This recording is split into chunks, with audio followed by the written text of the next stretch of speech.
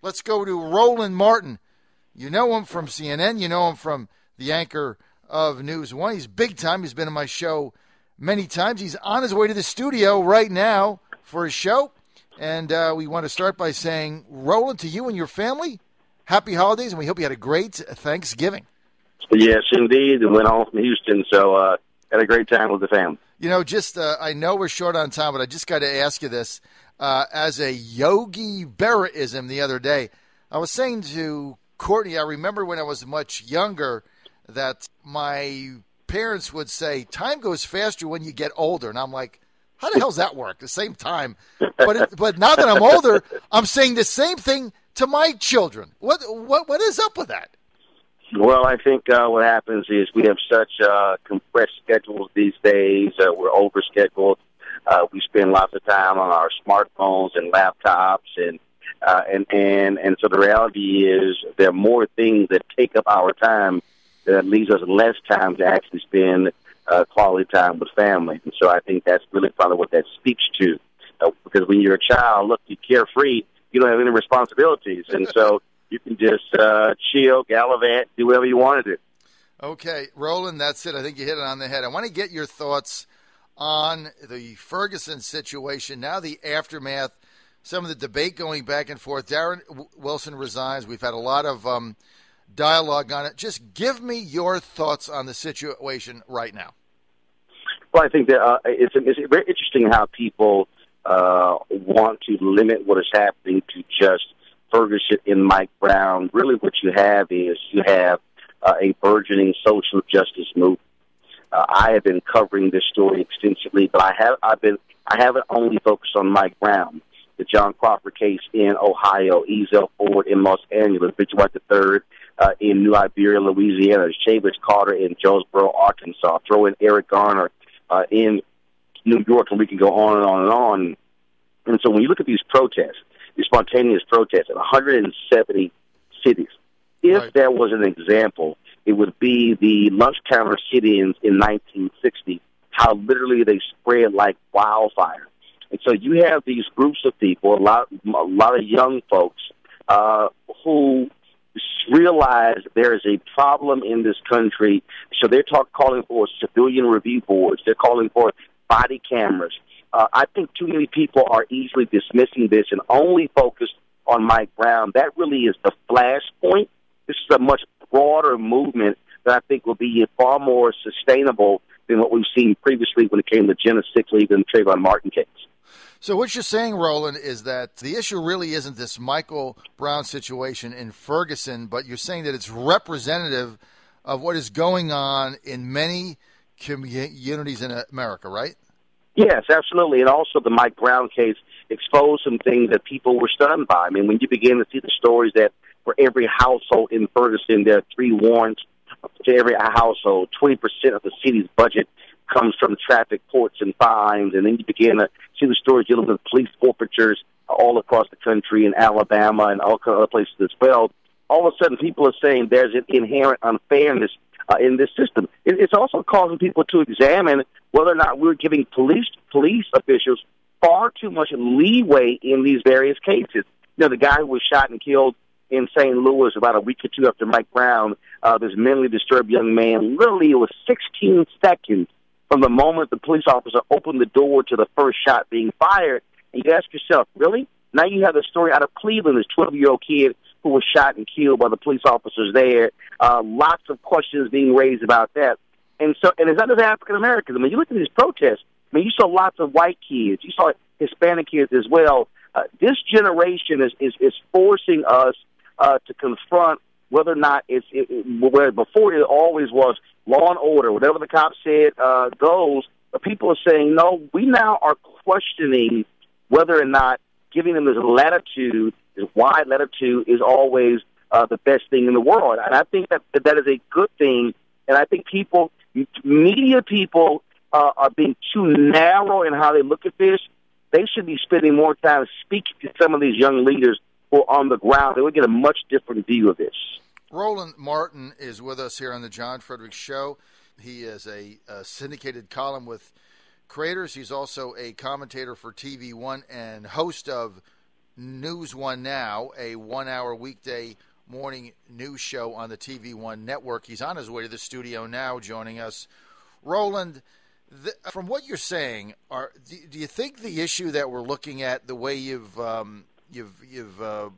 pretty eloquently laid it out, is the issue the overstepping and over authoritative attitude of police today, or is it racial? Which is it?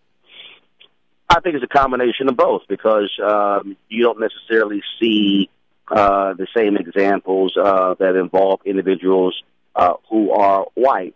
And here's the mistake that people make. People say, well, because you have these cases where you have African Americans who are doing things that are illegal. John Crawford wasn't. John Crawford was a guy, a black man, talking on the phone in his Walmart. Some white guy called the cops and said, oh, there's this guy, he's waving a gun around and he's loading the gun. All of that, based upon the video evidence, was flat out untrue. But the cops come in, and it was amazing to see the video. They fired at him they were at one end of the grocery store aisle. He was at the other, and you had to ask them, okay, what is it, shoot first? Or did you say, was there any yelling, sir, put the weapon down, police, all of those different things, nothing along those lines. And so what is happening here is you say, wait a minute, how did it happen? Also, Ohio is an open carry state. He had the right to actually carry the gun. And so it boggles the mind. I think what people is forcing people to say, wait a minute. Every time a police officer says, well, my life was in danger, you got to ask yourself, was it really in danger? Could you have done other things? This is now getting to police training. It's now getting to department policy. And that's this discussion that's going on that I think too many people are overlooking, because they're just saying, well, it's just the case there with Mike Brown in Ferguson. Oh, he robbed a store and he took these cigarillos and he came after the cop. If you only look at that, you're missing the actual movement that is going on and the type of questions that are being raised rightfully across the country. And I want to get your flat-out answer on this. I saw the Darren Wilson interview with George Stephanopoulos. I'm going to give you my opinion after I ask you straight out. Did you believe Officer Wilson? No. Me either. In fact, I didn't believe a word he said. I thought that interview, if I was his attorney, was a mistake, because I thought the thing was so contrived and scripted that I didn't believe anything he said. Well, that's why I think people are also questioning his grand jury testimony, because keep in mind the police department utterly failed by not doing a report and an interview on the scene, allowing weeks to go by to have this formal process where you can literally come up with your whole viewpoint. Now, it is just, and again, I raised this whole point about body cameras. And look, here's the advantage of this.